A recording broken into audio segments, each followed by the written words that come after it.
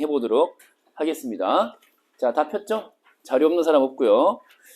자, 패촌행 정리하는데요. 항상 얘기했죠. 시는 한편에 뭐라 그랬죠? 이미지다. 시는 이미지다. 이미지는 한 컷의 그림이다. 한 컷의 그림으로 정리하지 못했다면 여러분들은 제대로 정리한 것이라고 할 수 없다. 알겠죠?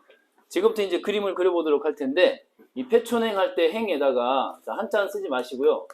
단일 행자잖아요. 얼른 떠오르는 기출문제가 있습니다. 2106이라고 하는 2021학년도 6월 평가원 모의고사, 이때 나왔던 게 뭐가 있었냐면은 주을 온천행이라는 게 있었어요. 주을 온천행. 시는 아니고요. 현대 수필인데 제목이 비슷하잖아요. 끝글자가 뭐예요? 행으로 끝났다. 그리고 이게 기행문 형식의 수필이었단 말이에요. 그죠? 6월 평가원 모의고사에 나왔던 기출인데 이 온천 다녀온 이야기예요. 그래서 이제 그러니까 우리가 견문 감상 어디 가서 보고 들은 거 있죠? 그 다음에 느낀 점. 이렇게 이제 보통 기행문의 형식이 이루어지잖아요. 그쵸? 보고 듣고 느낀 점에 관한 이야기. 그쵸? 근데 이제 여정 견문 감상 이렇게 되는 거죠. 결국은 여정 견문 감상. 그래서 여정 견문 감상 어디 갔다, 뭘 보고 들었다, 어떤 걸 느꼈다 이렇게 되는 건데 이 작품도 시이긴 하지만은 행으로 끝났기 때문에 어딘가 공간을 다녀온 이야기일 것이다 예상해 볼 수 있죠. 패촌, 그쵸? 그러니까 문 닫은 마을이다. 더 이상 사람들이 살지 않은 마을이다 이거야. 사람들이 살지 않는 마을. 자, 사람들이 살지 않는 마을이다 이런 느낌이에요. 그래서 플러스야 마이너스야? 마이너스야. 여기를 다녀온 이야기거든요. 맥락상 화자가 살았던 고향인 것 같아요. 고향. 자, 그래서 지금부터 그림을 한번 그려보도록 하겠습니다. 산 언덕배기 모양의 그림을 오른쪽에다가 제가 하나 그려보도록 하겠습니다. 그래서 패촌이라고 쓰면서 시작할게요. 요건 참고로 내가 써준 거예요. 참고로. 그래서 요건 살짝 지우고 시작할게요. 자, 그림을 그리는데 이런 식으로 이렇게 언덕바지로 올라가는 산 모양을 하나 그려주시고요. 자, 이렇게 올라가는데 이때 이제 왼쪽 아래에다가 패촌이란 말을 써주시고 패촌. 그러니까 사람들이 사는 집이야, 빈집이야? 빈집. 이렇게 세 개를 하나 그려볼게요. 상징적으로 빈집 모양으로 이렇게 집을 한 3채 정도 그려주시고요. 자, 이 집들이 전부 다 뭐라고요? 빈집들이다. 이렇게. 그러니까 이제 여기 살던 사람들이 어딘가로 떠나갔다는 얘기죠. 어딘가로 떠나가가지고 사람들이 살지를 않아요. 그래서 이 빈집들을 두루 거쳐가지고 화자가 만나러 가는 사람이 있습니다. 총총총이라고. 그래서 이제 만나러 갔는데 이렇게 질문을 던질 대상이 있습니다. 할아버지, 즉 늙은이를 만나거든요. 한 늙은이, 늙은이라고 쓰시고 늙은이는 이제 헤어스타일을 이렇게 삿갓을 쓴 모양으로 이제 임의로 한번 만들어 봤습니다. 할아버지예요. 그래서 할아버지한테 물음표를 던집니다. 자, 동무들 어디 갔어? 동무들 어디 갔어? 동무들 어디 갔어? 친구들 어디 갔어? 라고 이제 물어보거든요. 아마 어린 시절 고향인 것 같아요. 고향에서 어린 시절을 함께 했던 친구들 어디 갔냐고 소식을 물어보는 것 같아요. 왜 그 물음이 가능합니까? 늙은이니까 오랫동안 그 마을을 지켜왔던 분이니까. 알겠죠? 뭐 빈집들만 있는 건 아니고 아직 살고 계시는 분들이 몇몇 있는 거죠. 이해되시죠? 그래서 질문을 하니까 이 동물들의 소식을 물어보니까 말이죠. 이 동물들이 자, 이쪽으로 갔다는 거 아니겠어요? 자, 이렇게 또 산 모양을 그려볼 거예요. 산 모양을. 그리고 산 중턱에다가 그림을, 자, 집 모양의 그림을 또 한 2채 정도 그려주시고, 산동네라고 쓸 거예요. 산동네. 산동네라고 쓰신 다음에, 여기 패촌에서, 자, 오른쪽, 자, 이렇게 수평 되도록 만들어서 이 지점에다가 서울이라고 쓰실 거예요. 서울. 화자가 살고 있는 곳은 패촌이야, 서울이야, 시작. 서울. 서울에 살고 있는 화자거든요. 밑에다가 화자라고 쓰시고 서울에 살고 있는 화자가 늙은이한테 어린 시절 당신도 보고 나도 함께 즐겼던 동무들 소식을 물어본 거거든요. 그랬더니 산동네에 가서 산다라고 얘기하는 거거든요. 산동네는 플러스일까요? 마이너스일까요? 당연히 마이너스예요. 여기는 사람들이 떠나고 없어가지고 이 패촌이라고 하는 게 마이너스가 되는 것이고요. 생명력이 없어요. 활기도 없어요. 알겠죠? 여기는 가난한 곳이거든요. 그래서 괄호하고 쓸 거예요. 도시 빈민촌. 도시 빈민촌이라고 써볼게요. 그러니까 고향에서 뭐 아주 썩 그 부자로 살진 못했겠지만은 화목하게 살던 과거를 뒤로하고 이제 도시 빈민의 처지로 전락했다 이런 말을 쓸 수 있어요. 전락했다, 추락했다. 알겠죠? 그래서 이런 소식들을 들려주는 것으로 쓸쓸하게 이제 이야기가 끝납니다. 그래서 아까 얘기했듯이 행은 기행문의 행인데 보고 들은 게 있겠죠. 그쵸? 여정, 견문, 감상에서 어디를 거쳤는데 보고 들은 대상이 있을 거라고.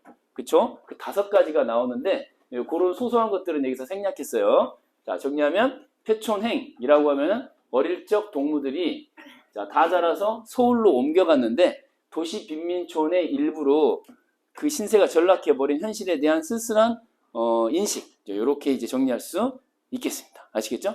자, 폐촌행 할 때 이 촌은 농촌, 어촌, 산촌 다 있는데 이 가운데 산촌에 가깝고 광산이 문 닫은 광산이 있어서 폐광이라는 표현이 나와요. 그래서 여기다가 덧붙여서 한번 그림을 그려볼게요. 이렇게 이런 정도로 간단하게 단순화시켜서 그려보시고 이게 문이 닫혔다라는 뜻으로 이렇게 빗금 처리를 해주시면은 문 닫은 광산을 두 글자로 뭐라고 합니까, 여러분? 문 닫은 광산. 더 이상 캐내지 못하는 광산, 폐광이라고 해요. 폐광. 됐습니까? 여기가 폐광이 된 산촌지대이다. 이렇게 이해하시면 되겠네요. 자, 작품 분석 갑니다. 네, 신속하네요. 좋습니다. 마음에 들어요. 떨어져 나간 대문짝이라고 했어요. 보고 들은 게 있다라고 했는데 첫 번째 보고 들은 거, 본 것이 대문짝입니다. 대문짝에다가 동그라미 딱 하시고 1번 화자가 보고 들은 것인 거거든요. 자, 그래서 화자가 본 것이라고 쓸게요. 화자가 본 것. 이게 수능 특강 사용 설명서에 나와 있거든요. 화자가 본 것 시리즈가 5개가 있는데 그 중에 첫 번째가 대문짝. 근데 상태를 보세요. 양호하지 않죠? 마이너스 할 거예요. 떨어져 나갔다라는 얘기는 대문짝이 떨어져 나갔다. 사람들이 산다, 살지 않는다. 살지 않는다. 빈집이라는 것을 알려주는 거겠죠. 멀쩡한 대문이 떨어져 나갔는데 고치지 않고 사는 사람이 어디 있습니까? 그렇잖아요. 다시 복사꽃에다가 동그라미 2번 하겠습니다. 상태 보세요. 상태 보세요. 빨갛습니다. 이건 플러스일까요? 마이너스일까요? 꽃이 빨개요. 플러스죠, 당연히. 왜냐하면은 꽃 입장에서 피어나서 빨간색을 보여줬다는 얘기는 생명력이 아니야. 생명력이죠. 그러니까 생명활동을 하고 있는 거니까. 근데 여기는 사람이 살지 않아. 폐허가 된 거 아니야. 그래서 이 대문짝의 상태랑 그 다음에 복사꽃의 상태가 유사야 대비야. 시작. 대비. 이렇게 말할 수 있죠. 대비된다. 대조된다. 이거야. 그러면 대비를 통해서 얻을 수 있는 효과는 뭐냐 했을 때는 플러스를 부각해, 마이너스를 부각해? 좋은 거 옆에 엉망인 게 있을 때 엉망인 게 더 부각이 되잖아요. 그렇잖아요. 그 슬기 옆에 원형이 와보세요. 찌그러지잖아요. 몇몇은 또 동의하지 못하시는 것 같은데 받아들이세요. 알겠죠? 그러니까 잘난 거 옆에 못난 게 있으면 못난 게 더 못나게 보이는 거거든요. 엉망이네 진짜. 못 봐주겠네 진짜 원형이. 어떡하지? 못 봐주겠네 진짜. 이런 거거든요. 그러니까 대비를 통해서 선생님 네가 엉망이라고? 알겠어요. 이 대비를 통해서 대문짝 상태, 즉 다시 말해서 쇠락한 분위기를 더 부각한다. 분위기 부각 이렇게 이제 쓰시면 되겠어요. 이 쇠락이라는 단어의 뜻을 상준이가 혹시 알고 있을까요? 상준이. 쇠락이라는 게 무슨 말이에요? 쇠락이 뭐죠? 쇠약하여 그다음에 뭐야? 추락하다 이런 느낌으로 이해하시면 돼요. 떨어졌다 추락이고요. 약하다는 뜻이야. 약하여 떨어지다. 이게 쇠락의 뜻이에요. 근데 이제 마을이 망했으니까 쇠락하다 이런 말 쓸 수 있고 그 다음에 황폐함이라고 하는 말 쓸 수 있겠니 없겠니? 있겠죠. 밑에다 괄호하고 또 써놔. 황폐한 분위기, 폐허의 분위기 이렇게. 자, 계속 갑니다. 가마솥이 동그라미 하시고 자 화자가 봤던 거 몇 개? 3번째 3번 쓰시고 근데 중요한 건 뭐냐면은 걸려있다라는 서술어가 중요해요. 가마솥은 사람이 산다면은 그쵸 밥을 한다 할지 국을 끓인다든지 하면서 사용이 돼야 하는데 사용한다 안 한다 걸려있다 이 그냥 걸려있다는 얘기는 사용하지 않는다. 다시 말해서 뭐죠? 사람이 산다 살지 않는다 라는 것을 이제 보여주는 거죠. 이삿짐 가운데 놓고 가는 이삿짐 가끔 있을 수 있잖아요. 안 그래요? 이사 다니다 보면은 전에 살던 데다가 두고 오는 거 있잖아. 폐가전제품이랄지. 이게 오늘날 치면 약간 쓰던 냉장고 버리고 간 느낌, 쓰던 밥솥 버리고 간 느낌 이런 거잖아요. 그쵸? 자, 빈집이라는 걸 또 알려주는 거예요. 마이너스.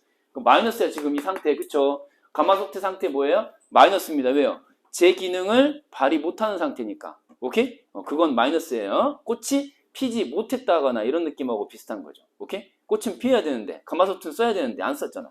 자, 밑으로 가서 녹이 슬었다에다가 또 한번 밑줄 그어볼게요. 자, 녹이 슬었다.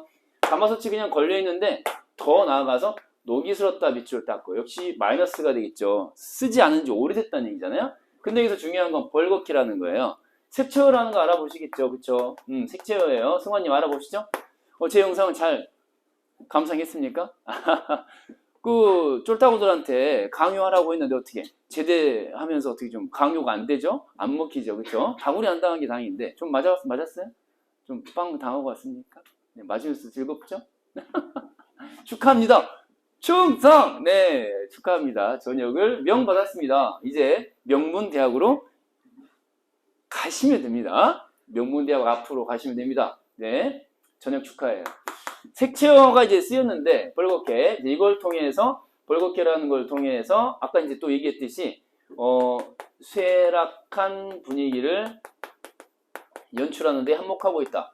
어차피 같은 맥락이기 때문에 이 기대되는 효과는 다 비슷하게 나오는 거예요. 오케이? 자, 이렇게 됐고요. 밑으로 갑니다. 잡초가 우거진 부엌바닥 했는데요. 부엌바닥에다가 동그라미 또 해보겠습니다. 4번 맞습니까? 네, 4번 맞고요. 화자가 본 거. 네 번째. 5번까지 넘버링 마저 해버릴까요? 뭐가 동그라미 돼야겠니? 가계부 동그라미 딱 하시면은 봤던 거 견문의 대상 5개 이렇게 정리할 수 있겠어요.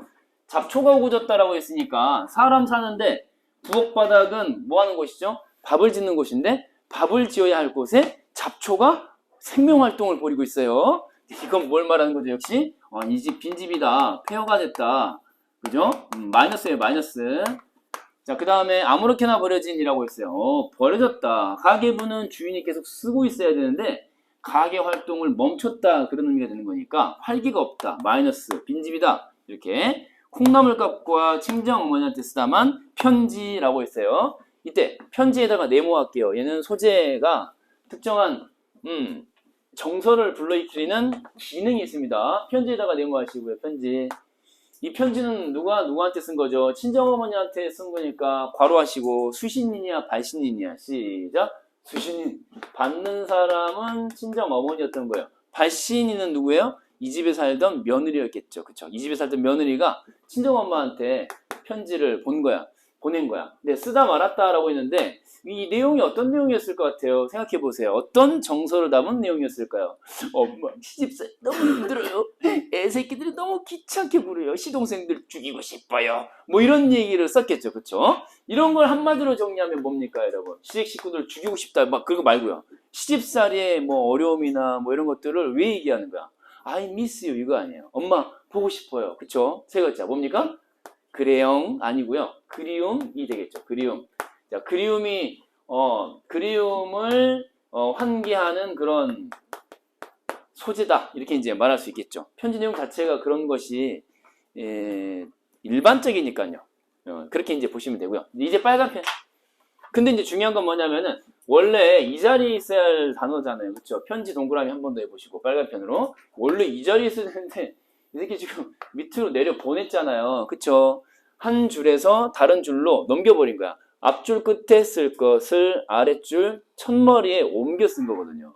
그쵸? 앞줄에 나란히 써야 할 거를. 그래서 행과 행 사이에 걸쳤다라고 해서 뭐라고 합니까, 여러분?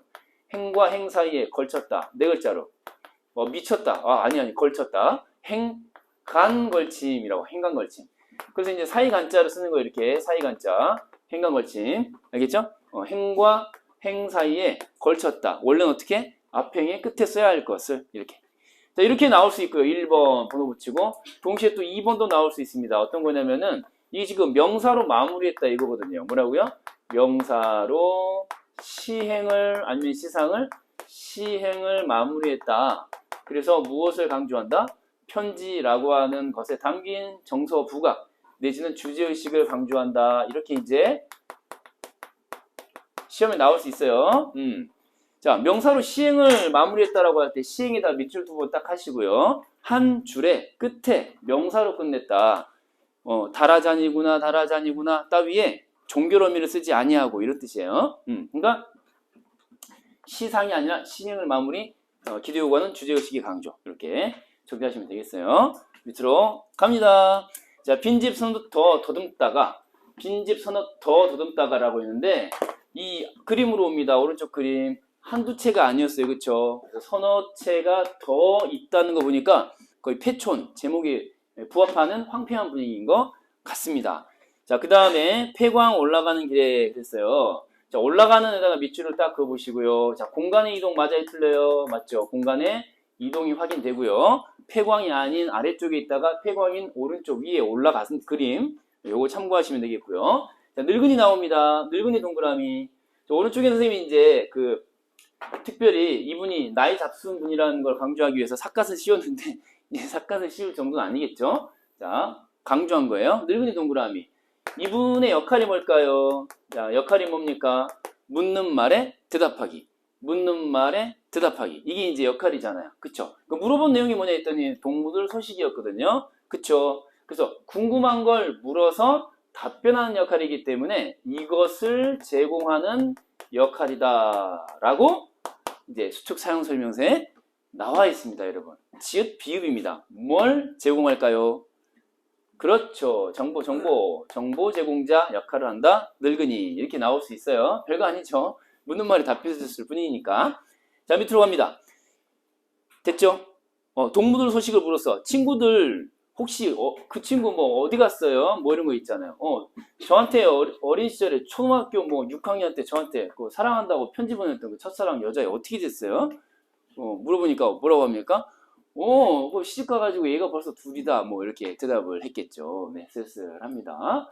저는 언제나 편지를 받는 쪽입니다. 저는 써본 적이 없습니다. 저는 그런 남자입니다. 멋진 남자, 바른빛 국어입니다. 자, 여기 누구야? 기침 누구야? 자, 서울 내 사는 그랬는데 이 내를 어떻게 해석해야 돼요? 서울에서 내가 사는, 자, 서울에서 내가 사는 데서 이런 거거든요. 서울에 내가 사는 데서 멀지 않은, 그러니까 서울에다가 괄호처리 딱 하고 서울에서 뭐 아파트 사가지고 떵떵거리면서 살 수도 있었을 터인데 어디로 갔냐? 서울에서도 산동네로 갔다 이거. 그림 오른쪽으로 오시고 산동네라고 하는 게 지금은 거의 남아있지 않지만 뭐 해방 직후에 보면은 뭐 저기 해방촌이라는 이름 붙은 저기 이태원 쪽이라든지 판자촌, 그 다음에 또 신림동 가면 참 유서 깊은 판자촌이 있죠. 제가 거기서 고시원 생활을 했다는 거 아닙니까? 월세 11만 원에 변이어판으로 칸막이가 돼 있는, 그래서 옆방에서 코 파는 소리까지 다 들리는. 더러워. 좀 기묘하지 않습니까? 머리를 극적이는 소리도 아니고요. 정말 미세한 소리잖아요. 나는 또 그걸 어떻게 알아듣냐? 한밤에 자정 무렵인데요. 옆방에서 코를 싹싹 긁습니다. 이게 무슨 머리 긁는 소리도 아니고, 그렇잖아요? 손등을 긁는 것도 아닌데 그게 왜 들렸을까요? 그분이 처리하는 사후 처리 과정에 소리까지 들립니다. 음향효과 아시죠? 어딘가에 달라붙습니다. 더럽습니다. 자, 아무튼 거기 이제 신림동 같은 데 보면은 이제 생각났어요. 옆방에서 생각이 안 났었는데 난곡 마을이라고, 난곡이라고 있어요. 난곡. 이름은 졸라 이뻐요. 이게 뭐 난초 난자 썼던 것 같아, 내 기억에. 난초 난자에다가 어디 아주 깊은 계곡할 때 곡이 있잖아요. 저 산동네거든요. 완전히 판자촌.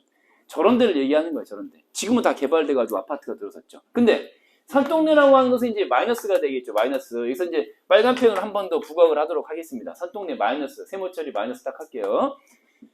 그 집들이 다 그런 집들이야. 방금 내가 아주 극단화해가지고 말씀을 드렸는데 그런 집들이라고. 이 산동네라고 하는 게. 그래서 가난하고 궁핍하고 못 살고 뭐 이런 동네인 건데, 그런 동네에 사람들이 산다는 거 아니에요. 이게 뭔 소리예요?